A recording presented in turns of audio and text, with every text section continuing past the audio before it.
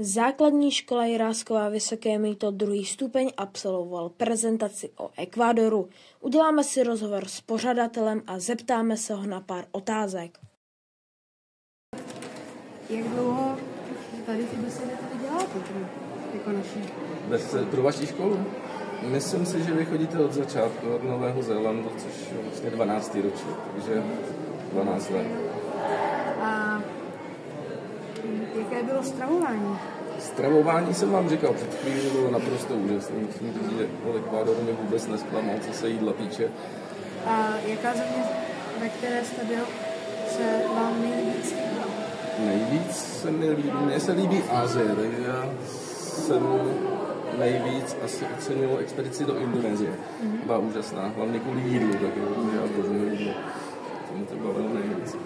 A celkově Ekvádor se vám líbil?